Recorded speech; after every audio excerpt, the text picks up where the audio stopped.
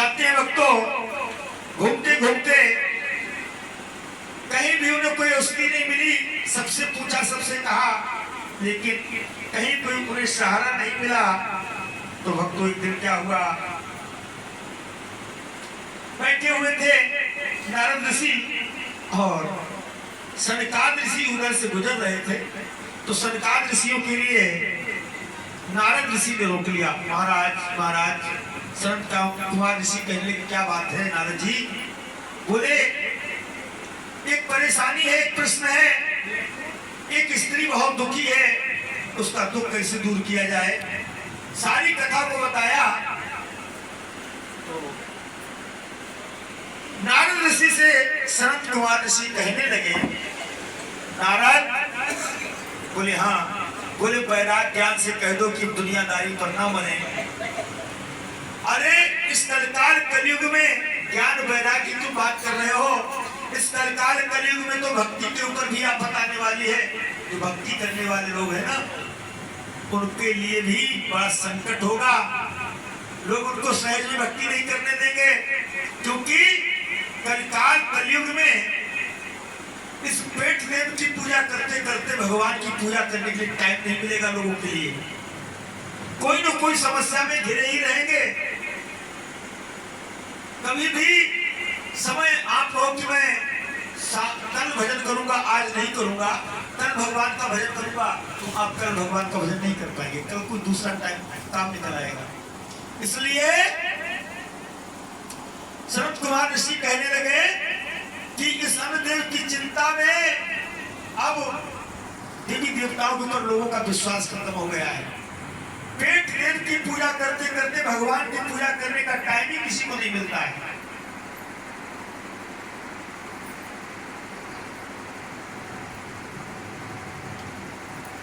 और ये रामविलास कुशवाहा की धर्मपत्नी देवी 21 मुद्रा श्रीमद् भागवत कथा में अर्पण करती हैं। भगवान खुशहाल करें, निहाल करें, भोला भंडार भरें। प्रेम से बोलिए रघुनाथ भगवान की, बोलो श्रीमद् भागवत महापुराण की। तो कहने लगे संत कुमार ऋषि नारद जी से, बताओ अब समय श्रद्धा का नहीं है। अगर कोई झटका लालच दे देना तो भगवान को भी हटा देंगे लोग, भगवान को हटा देंगे और लालच में फंस जाएंगे। श्रद्धा भी पैसे से उत्पन्न होती है। अगर कोई पंडित जी कथा करने के लिए आए और उनके लिए पैसा ना मिले तो 2 दिन में उनकी श्रद्धा खत्म हो जाएगी, कथा नहीं कहेंगे, सोचेंगे भैया कोई फायदा नहीं है, दिल नहीं लगेगा। इसीलिए इस कलकाल कलयुग में श्रद्धा भी पैसे से बढ़ेगी। इसलिए पेट देव की पूजा करते करते भगवान की पूजा करने का टाइम किसी को नहीं मिलेगा। और फिर एक बात बताएं, बोले क्या? बोले थोड़ी बहुत भक्ति डूबी खुजी रह जाएगी, लेकिन वैराग्य ज्ञान की तो चर्चा कहीं सुनने में नहीं आएगी। इसलिए अगर कुछ आप उपाय करना चाहते हो, उन्हें निरोग बनाना चाहते हो, तो बोले क्या करें? बोले एक काम करो। बोले क्या? बोले श्रीमद् भागवत महापुराण कथा उनको सुनाओ। श्रीमद् भागवत महापुराण की कथा उनको सुनाओ। वो कथा को सुनते ही सुनते निरोग हो जाएंगे और जवान हो जाएंगे। और सच बात यह है कि अगर आप 7 दिन श्रीमद् भागवत महापुराण की कथा को सुने तो हकीकत में आपके अंदर भक्ति का पौधा अंकुरित हो जाएगा और वो हरियाली देने लगेगा। आपके अंदर ज्ञान वैराग्य जवान होने लगेंगे। आपको ये याद आने लगेगा कि मैं कौन हूँ, मैं क्या करने आया था, क्या करने में लग गया हूँ। अभी तो मैं सबके बारे में जानता हूँ, अभी खुद के बारे में नहीं जानता हूँ। फिर खुद के बारे में जानना शुरू कर दोगे, और जिसने खुद के बारे में जानना शुरू कर दिया, ये बोलने वाला कौन है, ये देखने वाला कौन है, ये सुनने वाला कौन है। अगर इस दिन तुमने इस बात पर मंथन करना शुरू कर दिया, समझो कि आपके अंदर ज्ञान वैराग्य जवान होने लगे। और ये काम जब ही होगा जब आप सत्संग सुनेंगे, श्रीमद् भागवत महापुराण की कथा को सुनेंगे। श्रीमद् भागवत महापुराण की कथा भक्तों बड़ी अलबेली है। इसको अमर कथा कहा जाता है, अमर कथा, क्योंकि ये इसके लिए बताया है क्या? कहते हैं ये संजीवन की तरह यहाँ जीवों को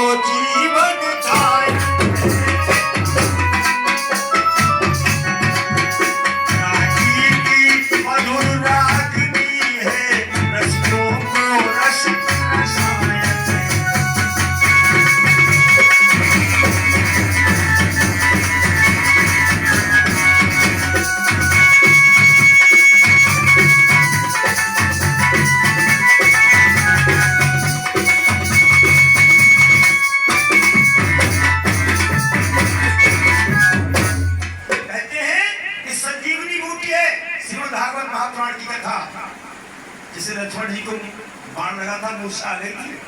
तो हनुमान जी द्रोणागिरी गए, संजीवनी बूटी लाए और जैसे ही पिलाए तो लखनलाल जीवित हो गए। ठीक इसी प्रकार से ये मानव जीवन में श्रीमद् भागवत कथा अगर जो सुनेगा तो भवसागर से पार हो जाएगा, उसे घट में ही परमात्मा का दीदार हो जाएगा। लेकिन भागवत कथा भी तो सुनाने वाला कोई हो। आजकल भागवत कथा कैसी सुनी जाती है? जहां छापे लगती हो, जहां मनोरंजन होता हो। भक्तों, भागवत कथा बहुत गूढ़ विषय है। भागवत कथा जो ध्यान से श्रवण करेगा उसे अपने जीवन का लक्ष्य प्राप्त हो जाएगा। कहा है इस गाथा को सुनते ही आप ज्ञान वैराग्य जो अपने आप जवान हो जाएंगे। और एक बात बताएं, इस कलिकाल कलयुग में अगर ज्ञान वैराग्य जवान हो गए तो समझो भव से बेड़ा पानी हो जाएगा। ये जब विचार किया तो सबने निश्चय किया तो ठीक है महाराज, चलिए। नारद जी संत कुमार ऋषियों को लेकर के आए और हरिद्वार में प्रस्थान किया। गंगा के किनारे वट वृक्ष के नीचे बैठ करके सुंदर आसन बिछाया। शरद कुमार ऋषि बैठ जाते हैं और ज्ञान भक्ति वैराग भक्ति जो देवी थी वो बैठी कथा सुन रही थी। तमाम देवी देवता आ गए कथा को श्रवण करने के लिए। और जैसे ही कथा को शुरू किया तो तमाम ऋषि मुनि महात्मा 28,000 ऋषि मुनि महात्मा आ गए, सब कथा को सुन रहे हैं। 7 दिन कथा हुई और 7वें दिन भक्तों ज्ञान भक्ति वैराग जवान हो गए। जो कथा बढ़े और पर जवानी आती जाए वो निरोग हो गए, बलवान हो गए। प्रेम सुनी श्रीमद् भागवत महापुराण की गुरु सच्चिदानंद भगवान की श्रीमद् भागवत महापुराण की कथा का महत्व। और ये कथा आपके नगर में हो रही है, आपके शहर में हो रही है। ये कथा जो है बड़ी अलबेली कथा है भक्तों। इसको अमर कथा भी कहते हैं, इसको अमर कथा भी कहते हैं। ये अमृत है, श्रीमद् भागवत कथा अमृत है, अमर कथा।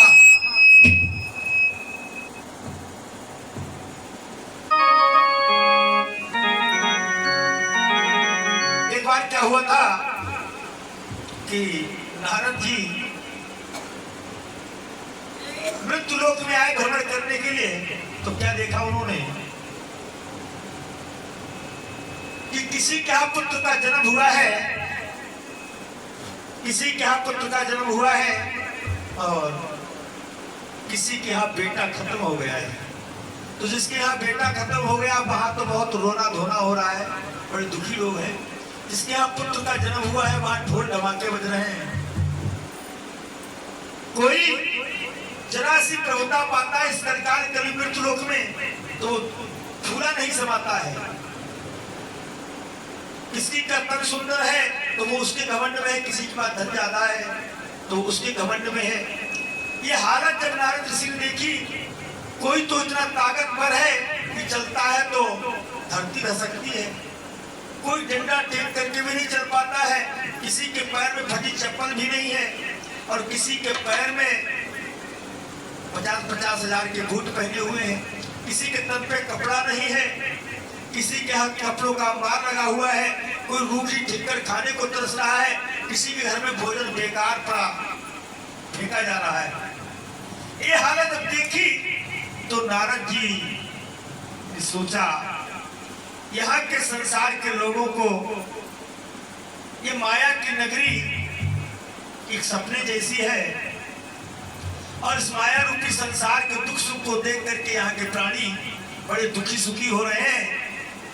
इन्हें ये नहीं पता है कि ये संसार एक स्वप्न है। यहाँ बेटा बेटी पति पत्नी ये सब एक स्वप्न के समान है। जब शरीर ही हमारा धोखा दे जाएगा तो इस संसार के नाते रिश्ते हमारे साथ क्या खाक निभाएंगे। तो ऐसा विचार जब किया नारद जी ने, सोचा कि इनको भगवान भोलेनाथ से कहे कि मृत्यु लोक में चल करके प्रभु सबको अमर कथा सुनाइए ताकि उनका दुख दूर हो जाए। अच्छा, विचार करना है हमें आपको। सपने में अगर हम राजा बन जाए तो जागेंगे तो क्या राजा रह जाएंगे? सपने में राजा बन जाए और जागे तो राजा रह जाएंगे? नहीं रहे। सपने में अगर भिखारी हो जाए तो जागे तो क्या हम भिखारी हो जाएंगे? विचार करना है। ये संसार स्वप्न है, यहाँ के दुख सुख सब झूठे हैं, यहाँ के नाते रिश्ते सब झूठे हैं, ये शरीर भी झूठा है, या जो कुछ मानने जानने में आता है ये सब झूठा है। क्योंकि बाबा ने लिखा है क्या, और गो गोचर चालक बन जा।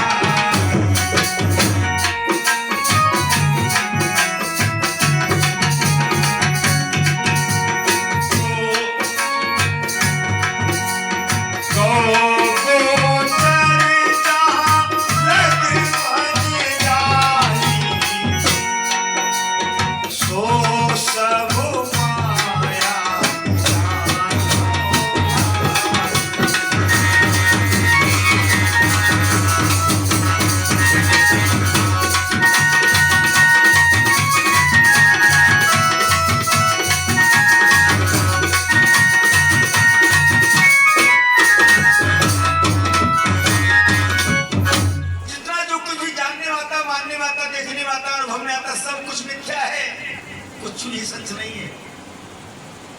जानने वाला, बोलने वाला, देखने वाला ये सत्य है। तो आज नारद जी पहुंचे भगवान भोलेनाथ के पास। भगवान से कहने लगे, प्रभु। बोले, हाँ नारद, कैसे आए हो? आपको मृत्युलोक चलना होगा। बोले, क्यों? बोले, आप हमारी कथा जानते हो? बोले, हाँ। बोले, आप मृत्युलोक में चल करके वहां के प्राणियों को अमर कथा सुना दो, ताकि वो सब सुखी हो जाए। वो झूठे संसार के दुख सुख को सच्चा मान करके बड़े दुखी सुखी हो रहे हैं। बोले, नारद, अमर कथा मैं नहीं सुना सकता। बोले, क्यों? कहने लगे कि अमर कथा के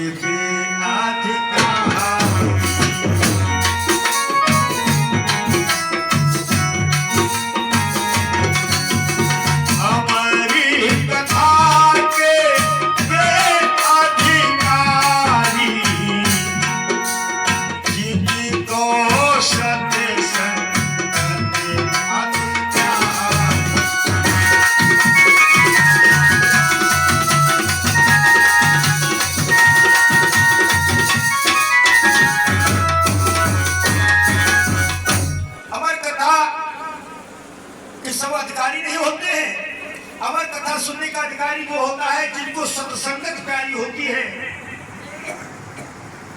जो दुष्संग में रात दिन संगत करते रहते हैं, जिन्हें सत्संग अच्छा नहीं लगता, जो सत्संग में जाते जाते उनको नींद आना शुरू हो जाती है, तो ऐसे लोगों को अमर कथा नहीं सुनाई जाती है।